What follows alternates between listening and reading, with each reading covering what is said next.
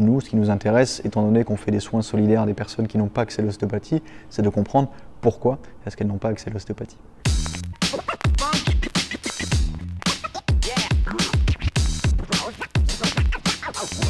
La FEDOSOLI, c'est la Fédération des ostéopathes solidaires. C'est une association qui regroupe en fait plusieurs associations qui font de la solidarité en ostéopathie en France ou à l'étranger, voire les deux des fois. Et donc ça comprend les associations qui viennent du sud, de l'est, de l'ouest, vraiment de tous les horizons de notre hexagone. Et il y a des associations de professionnels, des associations étudiants, il y a vraiment beaucoup de choses. Le fil conducteur, c'est que ces associations font de la solidarité en ostéopathie en France.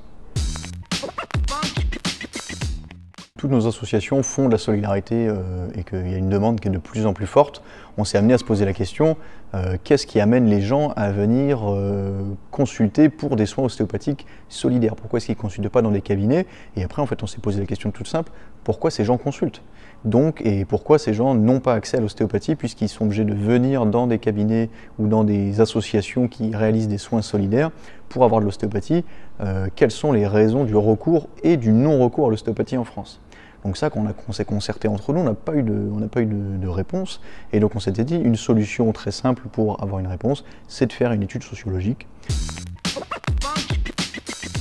L'étude sociologique, elle porte sur les raisons du recours et du non-recours à l'ostéopathie en France. Elle a été créée en plusieurs étapes. Donc déjà, les acteurs qui la composent, c'est la FEDOSOLI d'une part, pour l'aspect ostéopathique, une équipe de sociologues, donc qui sont des professionnels, on voulait vraiment faire de la pluridisciplinarité, et on a inclus des étudiants et leurs référents de master, donc le MASPOP à Marseille, l'Université de Marseille, pour faire un travail collaboratif pour répondre à la question suivante, quelles sont les raisons du recours et non-recours à l'ostéopathie en France aujourd'hui? Alors l'étude a été construite en plusieurs phases. Donc, dans un premier temps, on a fait une étude qualitative. On a fait des questionnaires, on a fait un petit peu du micro-trottoir, avoir des questions, des idées de questions. Après, on a pris une différente catégorie de la population, donc des actifs, des retraités, des étudiants, ayant recours ou n'ayant pas recours aux soins ostéopathiques. Et on leur a fait poser tout un tas de questions en fonction de ce que les micro-trottoirs avaient donné, des idées qu'on avait pu transmettre. On a fait des entretiens individuels, on a fait ça pendant à peu près 1 heure pour chaque personne. Et à partir de ça, on a isolé certaines questions, certaines thématiques qui revenaient.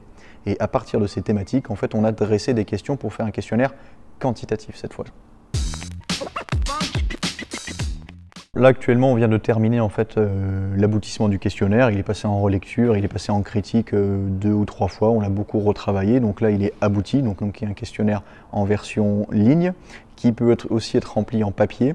Et actuellement, dans une phase de diffusion, on essaie de le diffuser au maximum auprès des différentes personnes. Donc auprès des personnes ayant accès à l'ostéopathie, c'est plutôt simple.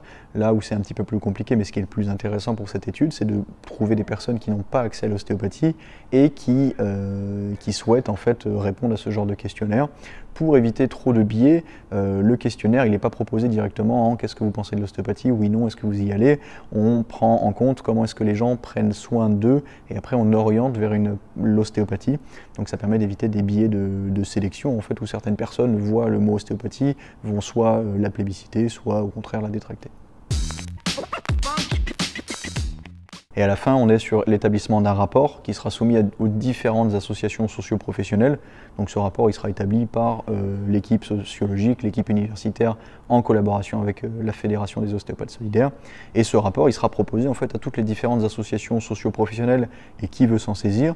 Comment est-ce qu'on réagit à ça? Est-ce qu'on a envie de faire évoluer les choses? Si oui, comment? Nous, l'objectif c'est de pouvoir mettre en place des pistes de réflexion communes en ostéopathie avec des données qui sont le plus rigoureuses possible et donc les plus factuelles.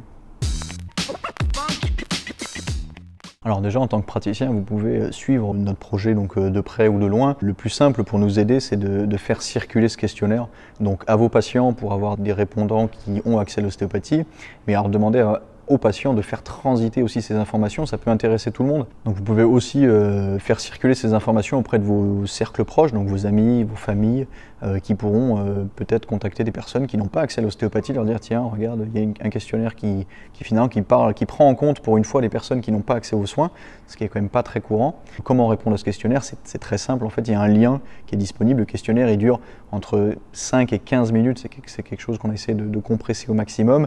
Le questionnaire, il est réalisé de manière totalement anonyme. Pour ceux qui ont des difficultés avec tout ce qui est informatique, on a aussi une version papier auquel vous pouvez répondre. Donc il suffit de demander à son ostéopathe ou de l'imprimer. On le fera parvenir, ce questionnaire, au maximum sur nos réseaux, donc principalement le réseau social Facebook. Vous pouvez aussi retrouver ce lien sur le site de la Fedosoli, donc www.fedosoli.org.